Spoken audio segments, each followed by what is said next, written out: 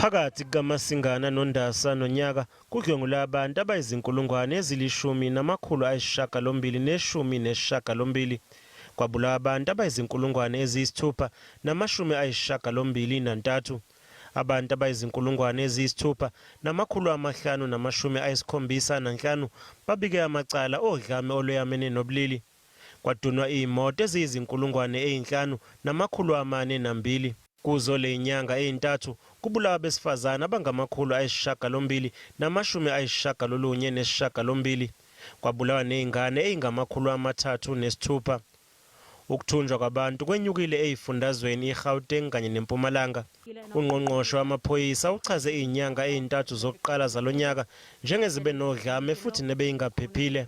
The first 3 months of 2022 have unfortunately been marred by more murders, more sexual violence, and more assaults compared to the same time period in the previous year. All in all, these statistics don't give us a good picture. The Eastern Cape had the highest per capita rape in terms, recording 27.6 per 100,000, Free State 24.2 per 100,000, Northern Cape 20.4 per 100,000, and Northwest 18.5 per 100,000.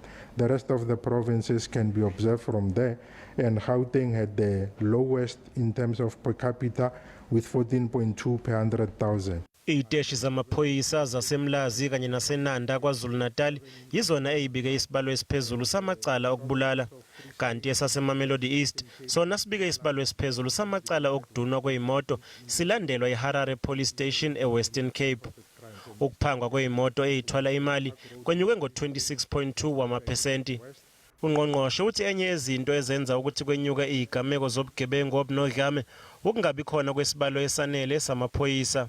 Somebody was asking, where did you get the police in 2010 for the visibility that you saw all over you? Because there were 195,000.